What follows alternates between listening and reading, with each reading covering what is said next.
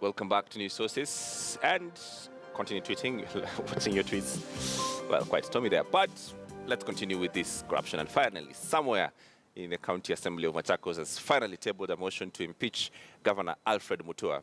The controversial governor has now 6 days to respond to the raft of corruption allegations leveled against him. Muta has in the past denied claims which he says are schemes by his opponents who are jealous of his good works. TikTok, Alfie. Finally, somebody has the guts to table that.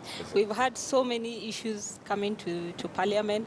He has always obtained court orders not to appear. He's always managed to run away from... He has never appeared before Parliament to answer to any of the audit queries. He has never.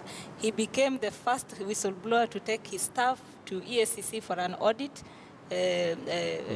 lifestyle audit.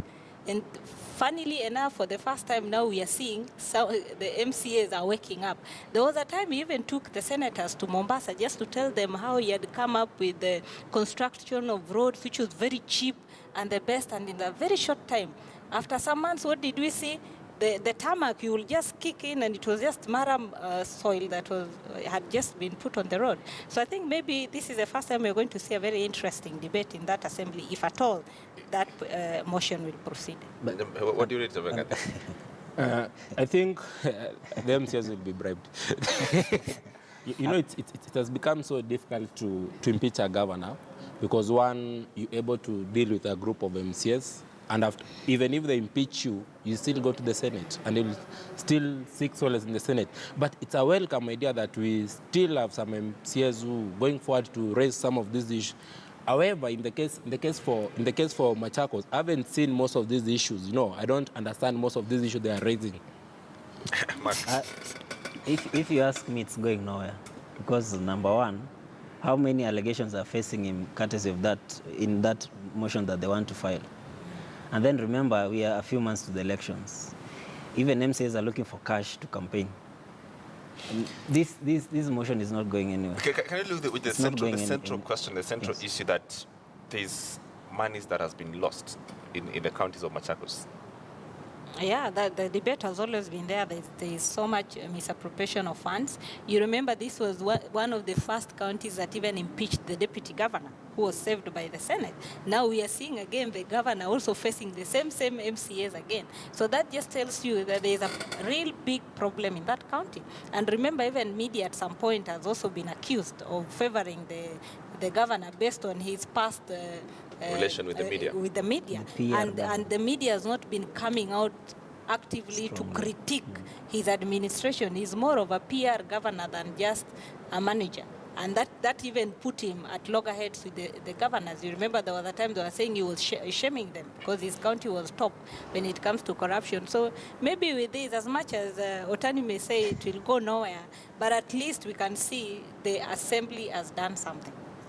And I think the most important thing, and one thing I love Alfred Mutua to appear that day he'll finally come to Parliament, is that what has he done to fight corruption other than just issuing statements and saying, I'm reporting this and this officer to the EACC, I've declared my county anti-corruption free, and just putting signposts everywhere saying that Mendeleo chap, this is an anti-corruption, this is an anti-corruption county. There are things he can do. For instance, there are things he can do like fighting, ghost workers is in government. Some of these things are working. If I can give you another example, she said that I should stop giving examples of Kisii and Nyamira. In Kisii, there's a time that the county assembly had employed so many people, and the executive did an audit, and they found like over 600 people had been employed irregularly, and it was stopped. And I'm sure that currently there's the same process which is happening in Nyamira, whereby the county government is doing an audit on how many employees it has and what they are doing. And these are some of the things that are trying to kill corruption.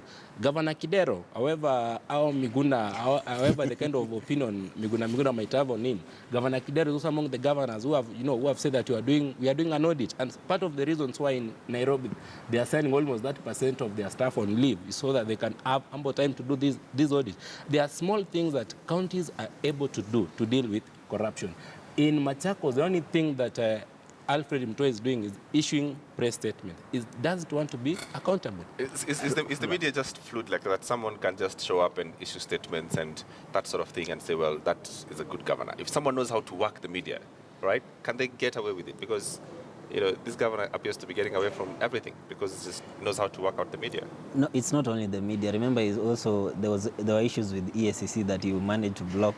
There were questions about the vehicles that he bought minus the assent of the county assembly. I don't know how he does it, but there's something he does that You don't know how he does it? Nothing seems to stick. Remember, he's also he has a background in, I think, communication and media and something. So somehow he uses it to his advantage, and he knows his way around because he was in government before. He has managed to keep everything away. I don't know whether this is the day of reckoning, courtesy of that motion, but we'll see. But Smart, remember, he was among the 175 mentioned in the list of shame. He was one of the governors that EACC actually forwarded the file to the DPP for prosecution. What happened? He rushed to court and obtained an order.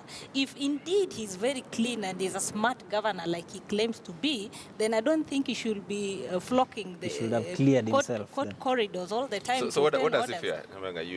So what does the good governor fear but just going through the process like everyone else? One, EACC is a fraud. I love to insist every time I talk. I love to insist EACC is a fraud. You see, this is what Muta should do.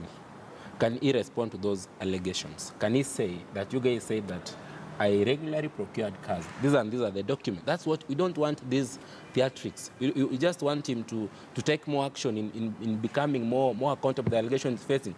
If you remember, Governor Kivuta Kibwana, when he was being impeached, and the MCAs were alleging all kinds of stuff, the governor said, these guys want to impeach me because I've refused to increase the amount of money, the amount of allocation to the county assembly. It was simple as that. And at the end of the day, he went back to being and I'm sure he's one of the governors who have a chance of re-election in 2017. Trust me, with the Mutua, you will see paid up adverts in the print media. He will be doing sessions on social media. He will be in the electronic media. And I'm telling you, within a week, this heat will be down. It will all be done. Let's hype this up. And the devolved system of governance has been operational now for 4 years, despite teething problems, if you like. At the start, the counties have been accused of misappropriation of funds. MCAs have made mincemeat of public funds, and the relationship between the senators and governors has deteriorated. So is there a better governance system out there? Away from what we have? I think we have. We can try. We talk about a poor presidential system. I was just in the US the other day, and what I saw, the state Congress, first of all, they are part-time. They are professionals who are doing their jobs. They come part-time. They are elected for 2 years. That's what we should make the Senate yes. to be. No, not the Senate. No, the Senate should be a part-time. I'm talking about the county assemblies.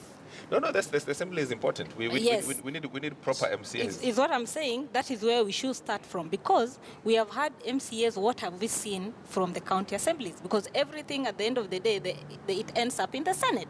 So why should we have a full-time county assemblies not doing for us anything apart from passing budget and the appropriation bill, which is the same thing that the US is doing? This country has too many employed politicians. I think that's our problem. We have way too many people who are just full-time employed on our dime, and that's our problem. We need to get half of these guys unemployed. But we also, it's also important for us to understand systems.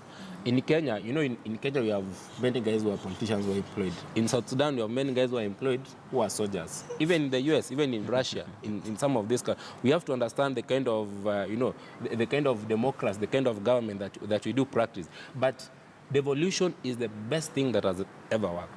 In my country where I come from, we've received almost 20 billion shillings, almost, let's say, between 16 to 20 billion shillings.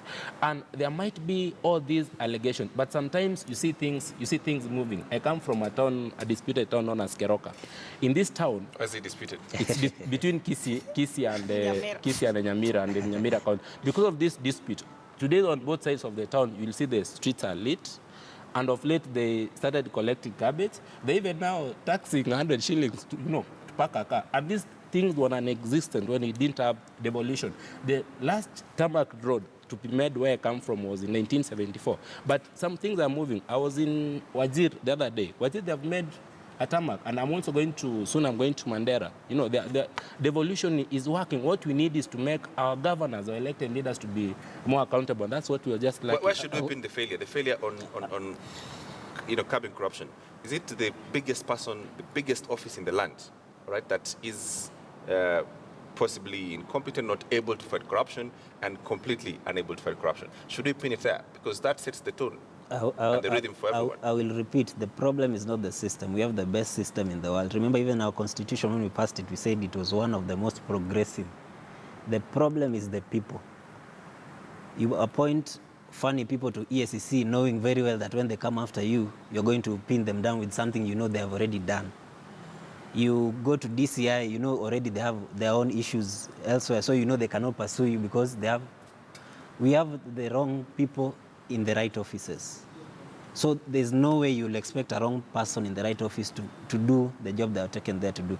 We have MPs who pretend to be grilling left, right, and center, but at the end of the day, what do? Some time ago, some of them went to China to find out about SGR and then came back, and there were issues about the whole thing, but they just swept over it and moved on. There's no real grilling that we do. We only grill then call the media to show that we have grilled. If you see anyone coming out of EACC, they always come out smiling like it's fun. It's fun. I'm on TV, Mom, I'm on TV.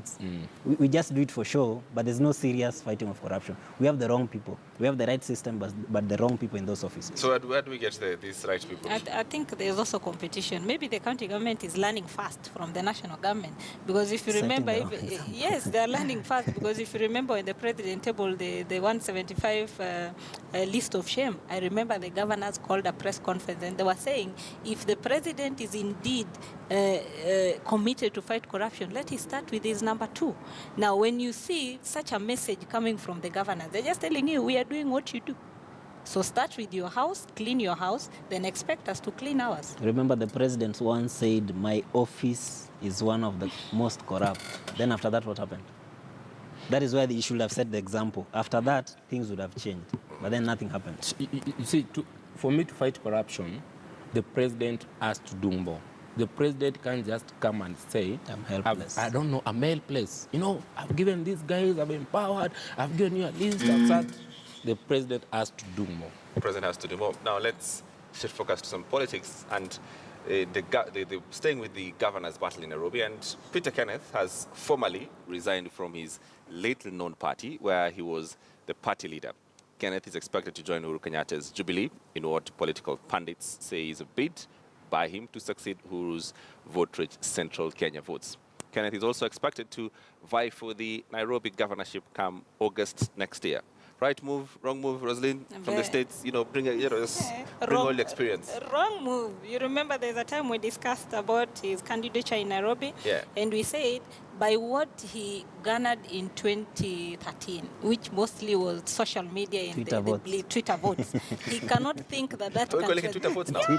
Yeah. Because majority of the votes are people who liked him and liked his son and stuff like that. There were more spoiled votes than his votes. Yes. So he cannot count on that and believe that will be converted into votes. And remember, the Jubilee candidates who are already in the field are already very hostile towards him, because you cannot just come in. We've worked all this time. But they need to be whipped. They need to be whipped. Let me tell you, it's not about whipping. It's also about connecting with the people. Do you expect Kenneth to go to Kibera and just connect with the? PK is not looking at 2017. PK is looking at 2022. Even if he is given the ticket for Nairobi and he loses, that's not his game plan. His game plan is post Uhuru. That is what many people don't see. And PK is one of the most overglorified politicians in this country. When he voted for president last year, in 2013, he got 70,683 votes. In his own Gatanga constituency, he got less than 1,000 votes. And now he wants to come to Nairobi and think that he can use the hype used in 2013 and use it in Nairobi. The people of Nairobi are more informed, and the voting in Nairobi is more along the tribes and along the coalitions. I think even if Jubilee gave him the ticket, he'll lose. Who is the worst person that God can give the ticket in Nairobi? Kidero. Is it Ndolo or who? He lose even to Mwau. I accept that.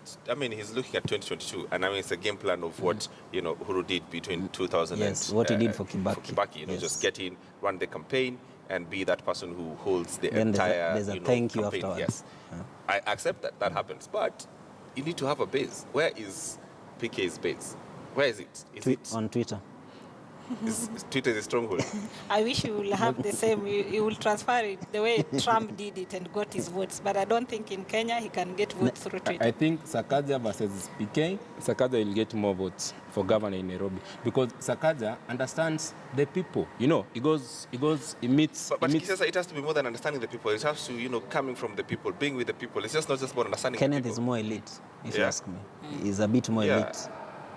He It's doesn't know how to those relate to the level. guys on the ground. He relates someone middle class, upper class. Middle class doesn't vote. They vote on Twitter. Yeah, the actual people who vote are those who Korogocho, Kayole, Mashinani, yeah. That's so, why you, and that is why even when Kidero came in the first time and people were saying he was very elite, he had to go down to the ground and connect So with what the people. stops PK from going to the ground as Kidero did? Cannot Because they come connect. from the same. He they come from the cannot same class. connect. He's not just coming into politics now. He has been there. We've seen the kind of politics He can't he played. fake it. He can't. he went to the ground in 2013. He has never faked I it. think How will even he fake Dennis now? Waweru will do better. This panel is anti-PK. I finally Let's move on. The Kenya Anti-Corruption Commission is expected to have a new boss soon. Interviews for 6 persons who will take over the chairmanship of the commission is ongoing, but the approval ratings for the commission are in the negative. That's saying the truth. Now, the commission is accused of incompetence and being used to settle political scores. So will a new chairman help in anything? Nyabenga? The only solution for EACC, one is to audit its staff. They have gone to court, they have filed a case. Because most of these guys are some of the multimillionaires and some of the billionaires in town. They've grown rich from corruption. They don't want to be audited. The other thing, the people who investigate for the guys who investigate for EACC are cops who are transferred to EACC. The Kenya police is another one of the most corrupt institutions in this country. So even if EACC was given Uhuru as the head or Raila as the head, It will it still will collapse. not solve our What I issue. don't understand that why we still continue paying this, moribund commission and we over-glorified individuals. Why do we keep paying these guys? They've never delivered nothing. It's unfortunate that it is in the Constitution and we have to stick by it. But I think the conversation now we should be asking is that do we really need to have EACC? Because we have so many investigating agencies that are getting so much money from the public and doing nothing. Because at the end of the day, ever since this commission started with changing names up to now, it's now EACC, it has never netted any, just even a small fish, the way they said the daga or mena, none. It can't. It can't. It's impossible. Yeah. Possibly have a good report for we EACC. we don't need to audit EACC. We need to disband EACC and get rid of it totally. It's a waste of time. It's a waste of money. What have they ever achieved? What do they have to show for being in existence? How many years has it been in existence? How many corruption scandals have been successfully prosecuted? It's a waste. Even if it's in the Constitution or whichever law, laws are made for humans. You can change it. Get rid of it, then empower one office, one serious office to deal with the matters of corruption. How do you create one body here? There's the DPP, there's DCI, there's so many offices dealing with the same thing. If you commit a corrupt crime in your county, the county assembly will investigate you. You will come parliament, will investigate you. DCI, will investigate you. The EACC will investigate you. Senate will also want a piece of And the it. media will investigate you. And the media will investigate you. So There's too much investigation and no prosecutions. Nothing happens in this country. No, I asked a Twitter poll, if you think the corruption has been devolved to the counties and the results are in, it's a resounding yes. 91% think corruption has been devolved to the counties. Thank you, national government, for your leadership on this. But that's done for news sources. Thank you very much to Marco Tani, Rosin Obala, and Nyambenga Kisesa. Come again when you have time for news sources. Okay.